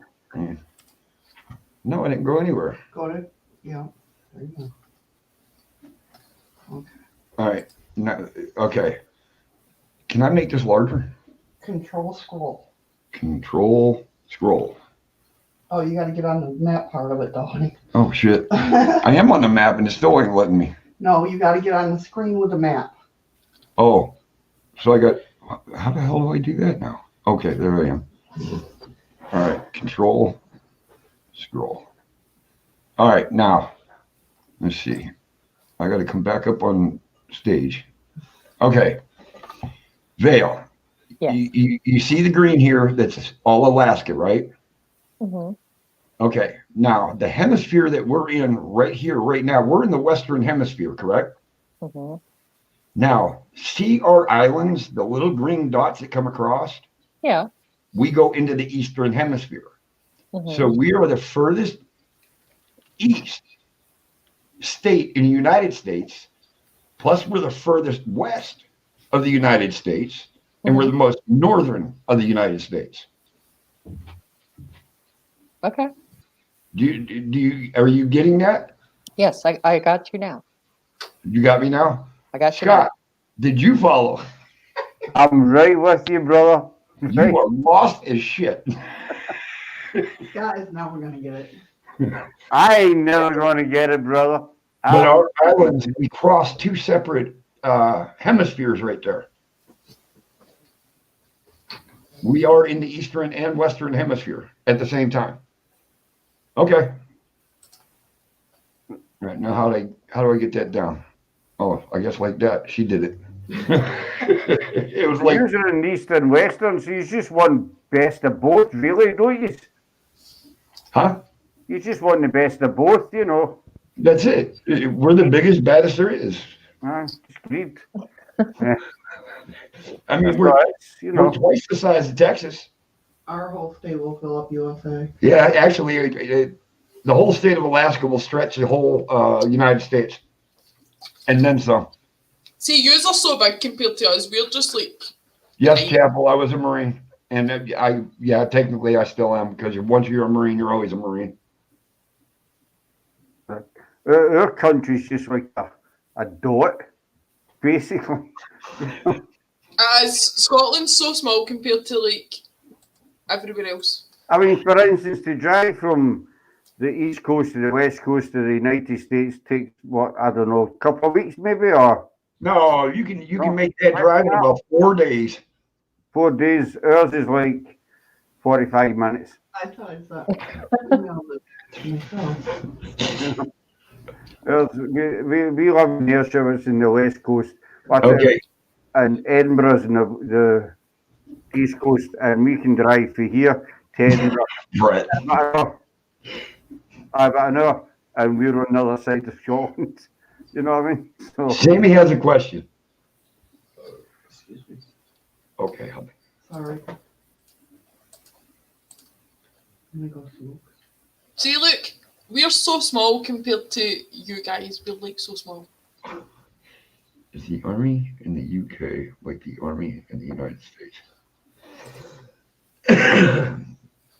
Kind of, sort of, yeah. But I'm going to speak for the United States side. I think we train harder because we're always deployed to other countries.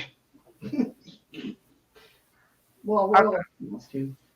I don't know, Brett would maybe be the best one to answer that. I don't have a clue, Sam, to be honest with you. I really don't. Okay, like the Army in the United States. But I've heard they work really well together. They do. Oh, absolutely. We work well with our counterparts in the other countries.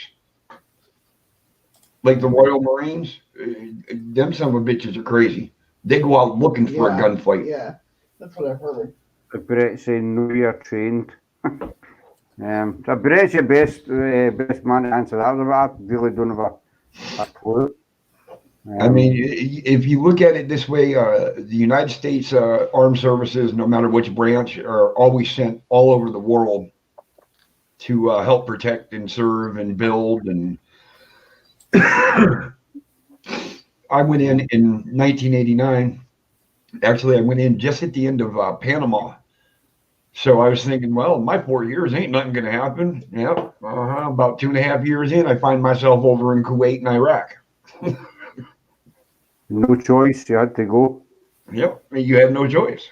You signed the contract. Considering you were already on a boat. Yeah. Considering I was already en route to Spain, so we just got back on the ship and beeline from Spain directly across to. By the way, you're not going to Spain. You're going the other way. You're going. Maybe Ireland isn't that small on the map. But we were beelining directly across to Iraq, and it was no stopping. We were going. We were going to war. Ireland is fairly small, Sarah. Not really. In comparison to the rest of the UK. I think Ireland's smaller than Scotland. Yeah, it is, but then we're smaller than England. We're more sophisticated in Scotland. Says who? Us. Oh. You got a problem with that, like, son? So we're like round about here. Conceded, you're convinced. You want a battle? I'll give you a battle, Sonny Jim. I'll give you a war you won't forget. You know, freedom and all that. Remember? No, I can't drink your lager stuff. That stuff just no. Lager. What's lagers? Lager. Lager, whatever the hell you want to call it. I would rather drink my beer than chew it. See, we're here on the map in Edinburgh. Where are you at now? We are here. Around that area? Yeah. Ari? Air. Air? It's pronounced air. Okay. And then on the other side you get Edinburgh or Edinburgh. Hey, look, there's an island called Rome. I'd die there. So it takes us like 45 minutes, like Scott says, to drive through one side to the other. Yeah, we can drive across the United States about 3.5, 4 days. It really depends on where you're at, what time of day, and if you hit traffic or not. No, our country's so tiny. And the thing is, with Scotland, it's empty. There's nobody here. You know, if you go up to like Perth, you go beyond Perth, which is about 40, 50 miles from here. After Perth, the country's empty. There's nobody. You can wander for miles and not see a soul. You know, it's like my kind of place.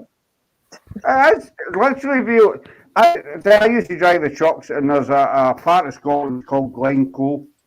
Right, it's quite famous for the massacre that took place there. But it's a big valley, and it's a beautiful, beautiful place. But I remember one day I parked in a lay-by in the truck, and I was sitting. A lay-by is you call them. It's where you can stop on the highway to take a break. Oh, rest stop. It's not a rest stop. It's like you can be in the middle of nowhere, and it's just got an extra wee bit of road that they're stuck to the side of the highway. I felt like I was playing a game show. A what? What's the word of what I'm trying to explain? You know, that place where you can pull over and stop. I thought I was playing a game show. Oh, it's a rest stop. We call them a lay-by, but anyway. A lay-by? That's a friggin' not a pond. It's like between a lake and a pond. What we call a lay-by. Or a dam, yeah. Not a lay-by, a lay-by. Lay-by. Levi, like jeans. Yeah. Oh, not a levy. Lay-by. But anyway, I stopped. Lay-by. And you call that Levi? How the hell do you pronounce Levi out of that? No, lay-by. Lay by me. I apologise for this, Peel. He's trying at times. That's what I'm saying. Lay by. Levi. So, how the hell did you get Levi? You know, in America, you can put something on lay-by. No, lay away. Is it lay away? Lay down. You lie down. Lay down. I do. I honestly get it. I do. Goodbye. Goodbye. Scottish words are some of our words are just messed up. Oh, that's like a. I love you, brother. I love you too. But I stopped at this lay-by, and I was sitting there on the side of the road, and there was not a sound, not a car, not a person, not even a bird. There was absolute silence, you know. And that's most of Scotland's empty. There's no bugger up there. You know, you got there and you're totally alone. No, it's and the thing is, there's a big long road goes from Perth to Inverness. Now it's 111 miles long, this road, and there's nothing on it. Between Perth and Inverness, there's nothing there, right? And I used to drive up and down it, and there's buses go up to Inverness from Glasgow to get out to Inverness. And I think it happened twice or something. You see the bus stopping at a bus stop, you know, in the middle of nowhere, and somebody would get off the bus. You think, where are you going? You know, there's nothing. And I seen a guy, this is the word I like. One day I was driving back down, and there was a young guy standing at this bus stop with a pair of black trousers and black shoes and a white shirt on. That's all he was wearing. And he was right in the middle, you know, of this 100 odd mile road. I'm thinking, where have you been? Where did you come from? You're just standing at a random bus stop in the middle of, I mean, it must have been a good 50, 60 mile each way to civilization. You think, where the hell have you came for dressed with a shirt and trousers on? Do you know what I mean? That's how Granny was saying. Scotland, they're nuts. Don't come to Scotland, they're crazy. All right, guys, I'm gonna have to jump down. I gotta go BS with Shadows for a bit. She got up from her nap, so No, it was well, fun. Explaining that and reading into me for that. I appreciate it. Oh, you're welcome. I wish I could have gave you more insight. But oh no, that was enough, because it just makes me worry now how easily I can be attached to. Mm-hmm. So I always got to make sure I'm cleansed before I go in and cleanse when I come out. Yeah, definitely. All right, guys, it's been a pleasure. Scott, Sarah, I'll probably be talking to you guys maybe in about a half hour. No bother. No bother, brother. We shall talk to you very soon. I think we're going to cut this off, because that's what 2 hours, 7 minutes. 2 hours, 7 minutes. All right, guys, I'll talk to you soon. Tell Missy, she's hi. I will. I said hi. I'll tell her. I'll let her know, guys. All right, have a good one. Cheers, Eric.